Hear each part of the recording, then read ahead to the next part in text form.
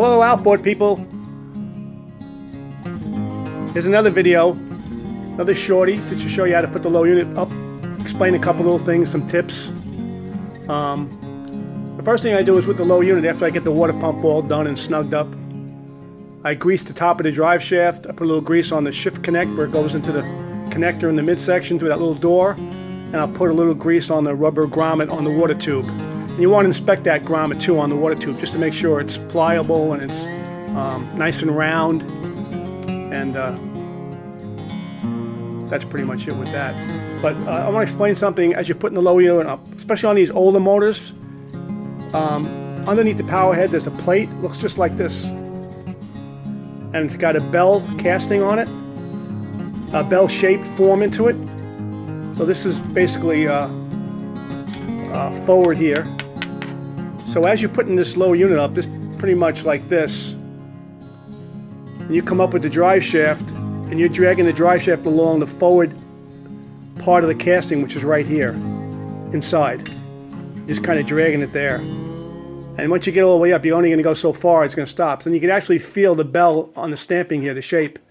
And you can actually pull it over, pull it back down just a little bit, and you'll feel it just drop into the hole. And then you can drive everything home to get it in. I think in the early 60s they'd done away with these plates. I don't really know the reason why. Maybe it's just some sort of extra quieting feature they had, or to keep the water from getting up into the drive shaft. I'm not really sure. But they did do away with these plates in the 60s on the same motors, 18s and the 25s, you know, also up until 1976. But anyway, that's, you just keep that in mind. This is what's up inside there. But a lot of times you just put the whole unit up and you're fighting it. You're going like this, not aware of this thing right here. And I don't think anybody's ever explained that. If you're not experienced, it could be a real pain in the neck. You probably say, I should have took it to a shop or took it to the curb, one or the other. All right, so just keep that in mind with this plate.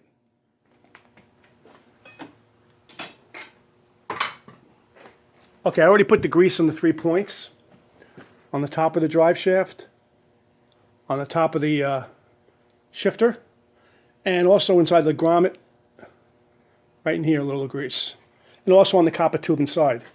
Another thing I also do too, just from preventive maintenance, I guess, I had this little setup I use, air nozzle and a hose, and I put it on the copper tubing, and I blow air through it just to make sure everything's clear.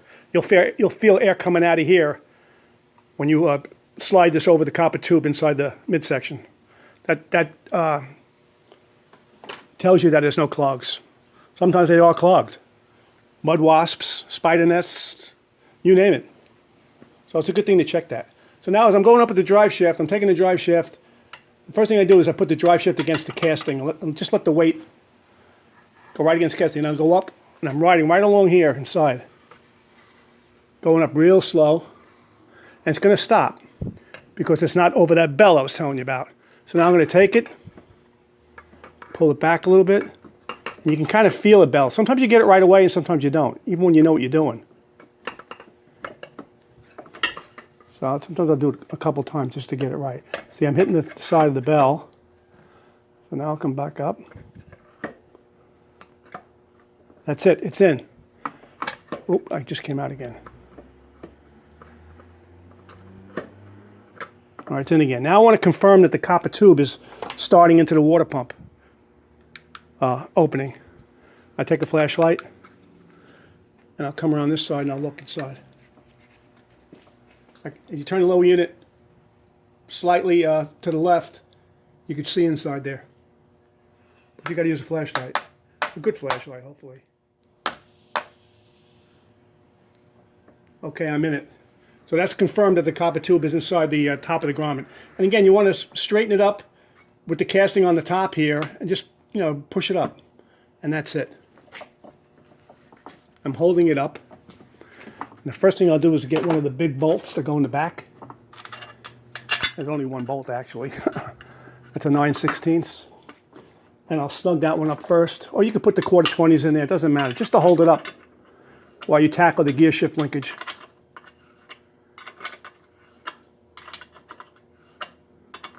You know my situation with air tools. I'm too lazy. Sometimes you'll have to turn the power head clockwise to line everything up too, to get the spline on the drive shaft to go into the bottom of the crank. This one just happened to go right in. I was lucky. But always go clockwise with the power head. Don't go counterclockwise once the water pump and pedal is installed. Okay, so that's snug. So what I'll do next is I'll put these 4 bolts in.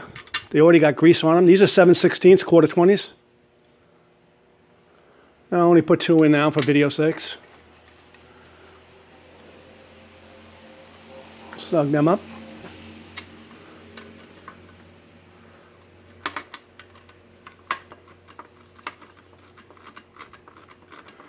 I'll put the other 2 on off camera. No reason for you to watch me put this 2 in. Oh, all 4 actually.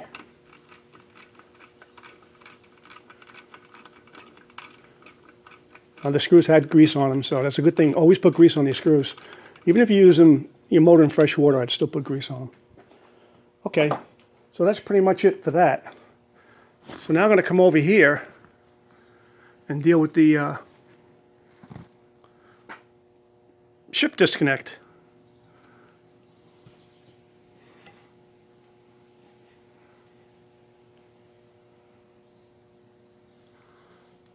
All right, inside here, you got the 2 bolts. The upper bolt you didn't touch when you took the low unit down. In the previous video, I just think I explained you take the bottom one totally out.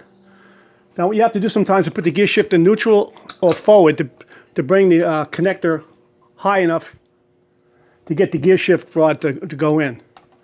Now, this one's looks like it's in reverse.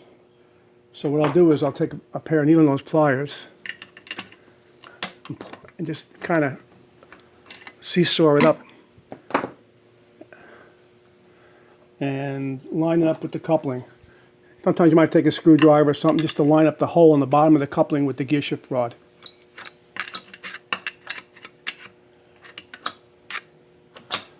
Yeah. Take 2.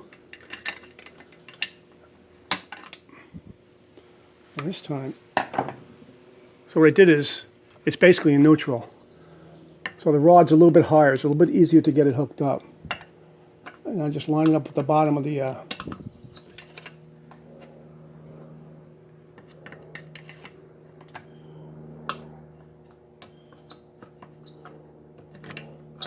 okay, and it's in.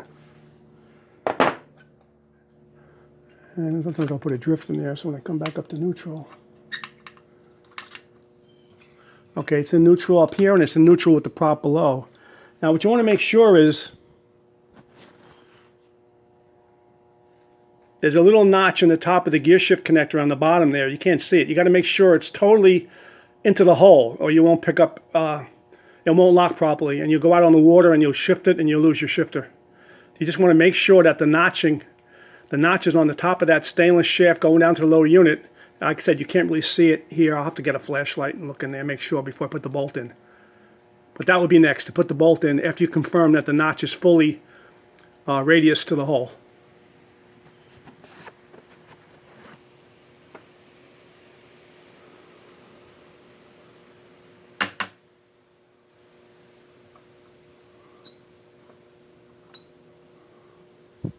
Which it is. So now here's that little bolt. This is a 3/8 head bolt. It's a, I think it's a quarter 28 thread. Fine threads.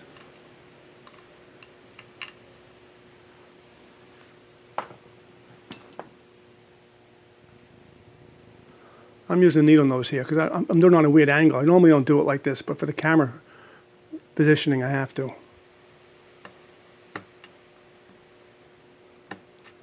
Okay, and the bolt's in. Next thing is the